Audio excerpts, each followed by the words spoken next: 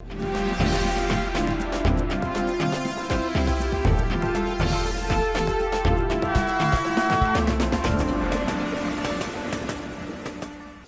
১৯৭৩ সালে বাংলাদেশের প্রথম ভোট থেকে জাল ভোট, কেন্দ্র দখল কিংবা পোলিং এজেন্টকে বের করে দেওয়ার মতো ভোট অপরাধের ঘটনা এখানে নতুন কিছু নয়। কিন্তু দিনের ভোট রাতে ডামি নির্বাচন কিংবা নির্বাচন অনুষ্ঠানের দায়িত্ব থাকা কর্মকর্তাদের সরাসরি ভোট জালিয়াতিতে অংশগ্রহণ, বিগত জাতীয় নির্বাচনগুলোতে এমন কিছু ঘটনা ঘটেছে যা আগে ঘটতে দেখা যায়নি কিংবা একেবারেই নতুন ভোটের ইতিহাসে। কিন্তু মানুষের ভোটাধিকার নিয়ে এমন অনিয়মের পুনরাবৃত্তি কি চলতেই থাকবে? এর সঙ্গে জড়িত কর্মকর্তারা কি সবসময় থেকে যাবে ধরাছোঁয়ার বাইরে? আজকের ভোটের ট্রেনে আলোচনা করব ভোট অপরাধের এসব বিষয় নিয়েই। এ নিয়ে আলোচনা করতে আমাদের সঙ্গে যুক্ত হবেন সংশ্লিষ্টরা। আপনাদের সঙ্গে আছি আমি আজহার লিমন। আমরা ভোট অপরাধ নিয়ে আলোচনা যাব, তার আগে চলুন আজ দেখে নেই রাজনীতির মাঠে ভোট নিয়ে কোথায় কি কথা হয়েছে।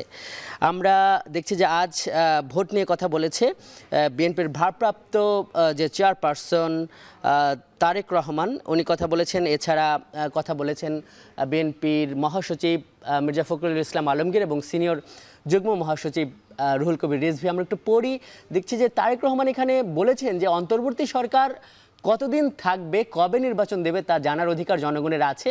সরকার অচিরেই নির্বাচনের রোডম্যাপ দিয়ে জনগণকে নির্বাচনমুখী করবে বলে প্রত্যাশা। মির্জা ফখরুল ইসলাম আলমগীর তিনিও নির্বাচন নিয়ে কথা বলেছেন। দ্রুত একটি গ্রহণযোগ্য নির্বাচনের মধ্য দিয়ে সংস্কারের পথকে সুগম করতে হবে, এটা বলেছেন ফখরুল। আর বিএনপির সিনিয়র যুগ্ম মহাসচিব রুহুল কবির রিজভী বলেছেন যে প্রয়োজনীয় সংস্কার করে দ্রুত নির্বাচিত জনপ্রতিনিধিদের হাতে ক্ষমতা দেওয়ার আহ্বান। জনগণের প্রত্যাশা পূরণে ব্যর্থ হলে রাজনৈতিক দলগুলো কর্মসূচি ঘোষণা করবে। আমরা এ নিয়েই আমাদের সঙ্গে যুক্ত থাকা অতিথির মন্তব্য জানবো। আমাদের সঙ্গে আছেন ডিবেট ফর ডেমোক্রেসির চেয়ারম্যান হাসান আহমেদ চৌধুরী কিরণ। কিরণ ভাই, আপনাকে স্বাগত আজকের ভোটের ট্রেনে। এই যে আমরা দেখলাম যে বিএনপির ভারপ্রাপ্ত চেয়ারপারসন তারেক রহমান উনি একটা মন্তব্য করেছেন যে এই রোডম্যাপ জানার অধিকার মানুষের আছে, এবং উনি একটা আরেকটি কথা বলেছেন যেটি আমরা এই প্রেজেন্টেশনে দেখাইনি। সেটি হলো যে এই রোডম্যাপের কথা যদি প্রশ্ন করা হয় তাহলে উপদেষ্টাদের চেহারায় এক ধরনের বিরক্তির ভাব ফুটে ওঠে।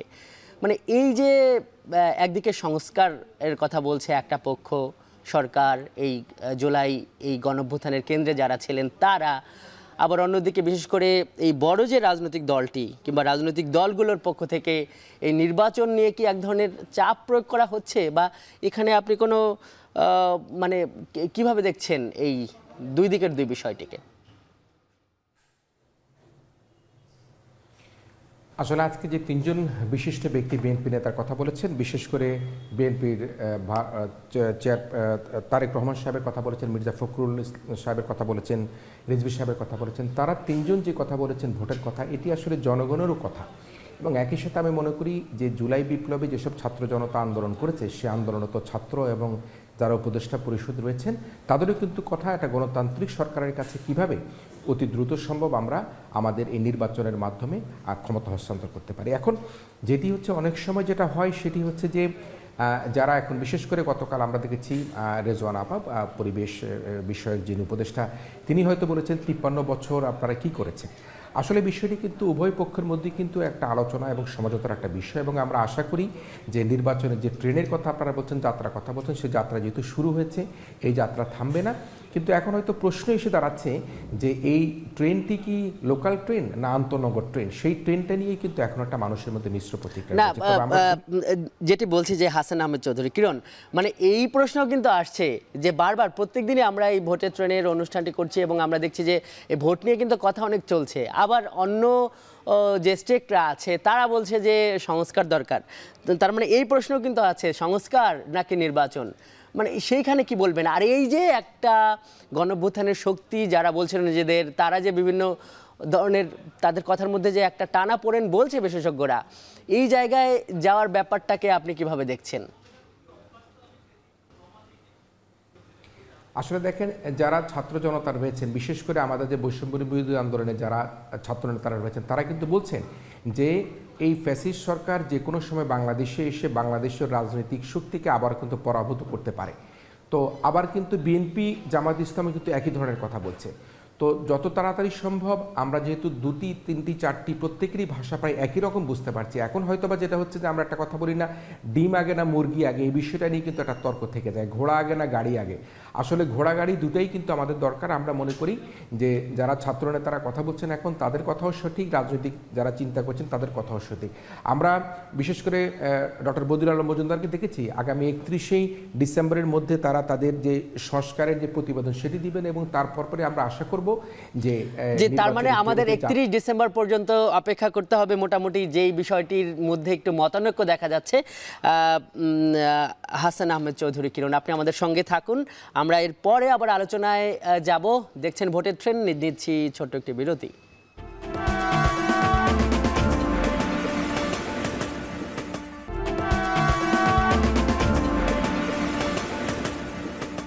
বিরতির পর স্বাগত, দেখছেন ভোটের ট্রেন্ড। ভোটের ট্রেনের এই পর্বে আমরা আলোচনা করছি ভোট অপরাধ নিয়ে। আমাদের সঙ্গে যুক্ত থাকা বিশেষজ্ঞরা এই বিষয় নিয়ে আলোচনা করবেন। তবে তার আগে চলুন দেখে নেই এই ভোট অপরাধ নিয়ে একটি তথ্যচিত্র।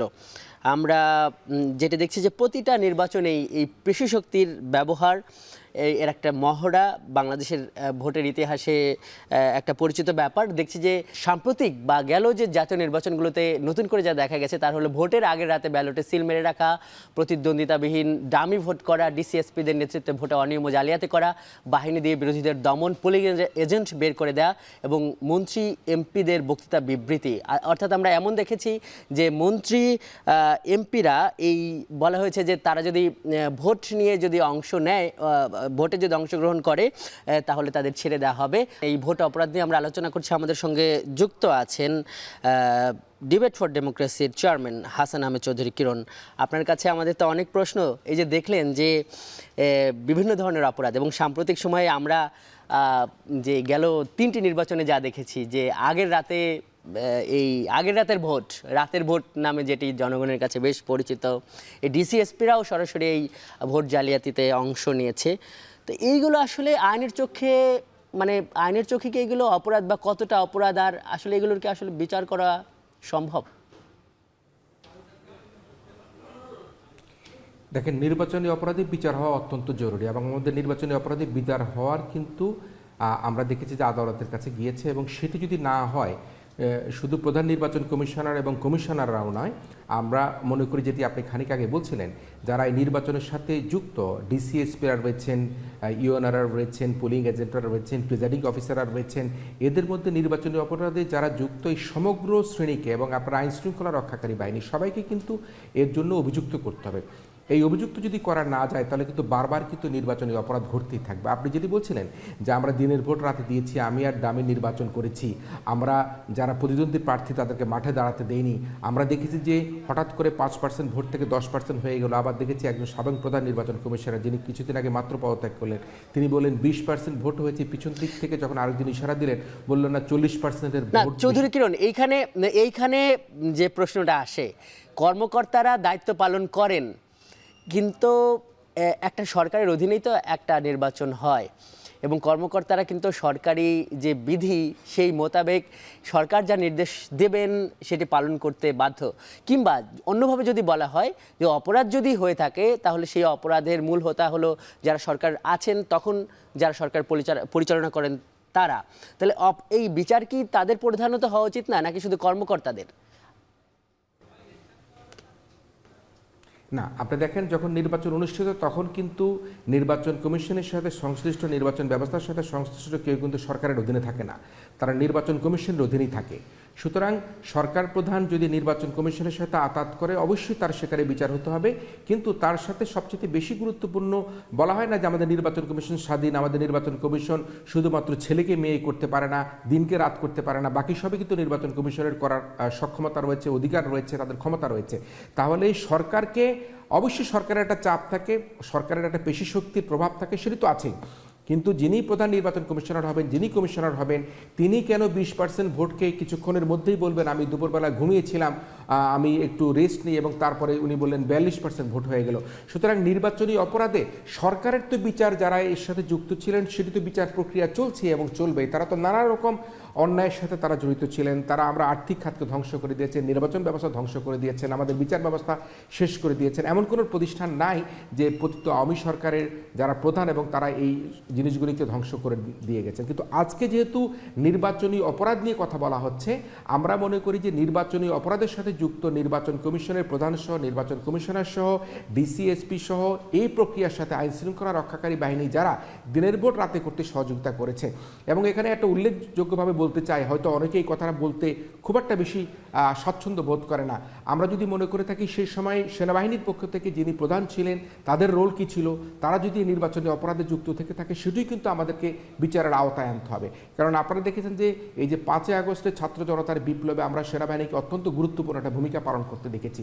তারা বলেছে না, তারা ছাত্রদের সঙ্গে তারা কোনো বিরোধে যাবেন না, তারা কোনো গুলি চালাবেন না, তারা জনগণের পক্ষেই থাকবেন। তাহলে এই বিগত নির্বাচনগুলোতে চৌধুরী কিরণ, এইখানে আপনি যে কথাগুলো বলছেন সেটি ঠিক আছে। যেটি আমরা দেখেছি যে গেল যে 3টি নির্বাচন, বিশেষ করে তত্ত্বাবধায়ক সরকার বাতিলের পর, সেগুলো কিন্তু দলীয় সরকারের অধীনেই হয়েছে। নির্বাচন কমিশনের অধীনে কর্মকর্তারা আসেন, কিন্তু সেটি কিন্তু খুবই অল্প সময়ের জন্য। এখন প্রশ্ন হলো যে এই অল্প সময়ের জন্য এসে তারা কি আসলে কমিশনেরই কথা শুনবে, নাকি তারা দীর্ঘমেয়াদী সেই সরকারের দিকেই চাইবে, কিংবা যারা ক্ষমতায় আসবে তাদের পক্ষেই কাজ করবে কিনা, এই প্রশ্নের উত্তর জানবো। তার আগে নিচ্ছি ছোট্ট একটি বিরতি।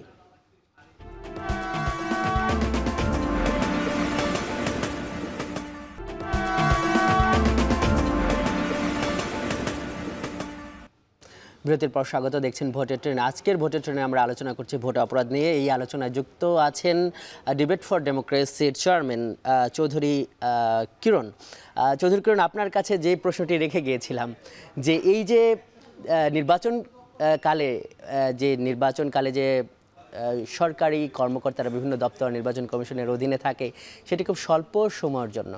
এমনও বিশেষজ্ঞদের মধ্যে মত আসছে যে এই সময়টা বাড়াতে হবে, যাতে এই নির্বাচন অপরাধ যারা করবে তাদের একটা সাজায় নির্বাচন কমিশন যাতে দিয়ে যেতে পারে। এই হলো একটা দিক। আরেকটা হলো, আপনি যে অপরাধের বিচারের কথা বলছেন, এই যে এখন অন্তর্বর্তী সরকার তারা নানার মুখে চাপে আছে, এই ভোটের মাঠে যারা রাজনীতি করছেন তারাও তাড়াতাড়ি ভোট চাচ্ছেন, এই সাজা আসলে নিশ্চিত কীভাবে হবে, যদি ছোট করে উত্তর দেন। সাজার প্রক্রিয়া আছে এবং নির্বাচনী অপরাধের সাজা কীভাবে হবে সেটি কিন্তু আমাদের সিআরপিসিতে কিন্তু সেগুলি উল্লেখ আছে। এবং আপনি যেটা বলেন স্বল্প সময়ের জন্য, নির্বাচন কমিশনে যারা দায়িত্ব পান তারা কিন্তু 5 বছরের জন্যই তারা শপথ গ্রহণ করেন, তারা শপথ ভঙ্গ করতে পারেন না, তারা কিন্তু শপথ ভঙ্গ করছেন। এখন প্রশ্ন হচ্ছে যে যারা ডিসিএসপিরা তারা 1 বছর 2 বছর 3 বছর তারা হতে পারে, ইউএনওরা 2 বছর 3 বছর হতে পারে, কিন্তু সমস্ত প্রশাসনিক কাঠামো তো নির্বাচন কমিশনের অধীনে থাকে। সো যারা শপথ গ্রহণ করে নির্বাচন কমিশনে এসে জনগণের সাথে ওয়াদা বরখেলাপ করবেন, তাদের অধীনে যারা নির্বাচনের জন্য এই নির্বাচনে অপরাধ করবেন, প্রত্যেকেরই কিন্তু বিচার হতে হবে। এবং সেই বিচারের জন্য আমরা বারবার দাবি তুলছিলাম, এই যারা নির্বাচনী অপরাধে যুক্ত, বিশেষ করে বিগত 3টি নির্বাচনের সাথে যারা নির্বাচন কমিশনের দায়িত্বে ছিলেন, যারা প্রধান নির্বাচন কমিশনার ছিলেন, তাদেরকে অভিযুক্ত করা। একই সাথে যারা এই নির্বাচন কমিশনের সাথে যুক্ত থেকে বিভিন্ন জেলায় উপজেলায় নির্বাচনকে আমরা দেখেছি যে নানাভাবে কারচুপি নির্বাচন করার চেষ্টা করেছেন, তাদেরকেও কিন্তু আইনের আওতায় আনা। সুতরাং নির্বাচন কমিশনে আসে একটা নির্দিষ্ট 4-5 বছরের মেয়াদ নিয়ে তারা আসেন। এবং চৌধুরী কিরণ, আপনাকে আমাদের আজকের ভোটের ট্রেনে যুক্ত হওয়ার জন্য ধন্যবাদ। ভোটের ট্রেনের আজকের এই অংশে আমরা দেখব সংসদীয় আসন পরিক্রমা। আজ আমরা দেখাচ্ছি রংপুর 4 আসনের তথ্য। আমরা দেখছি যে এর সীমানা পীরগাছা এবং কাউনিয়া উপজেলা, এবং এর ভোটার যে সংখ্যা সেটি 4,12,959 জন 2023-এর তথ্য অনুযায়ী। পুরুষ ভোটার এবং নারী ভোটার এখানে একটা পার্থক্য আছে, নারীদের সংখ্যা বেশি আছে 2,11,251 জন নারী ভোটার, এবং পুরুষ ভোটার সংখ্যা আছে 2,01,708 জন। শেষ করছি আজকের ভোটের ট্রেন। এতক্ষণ সঙ্গে থাকার জন্য ধন্যবাদ।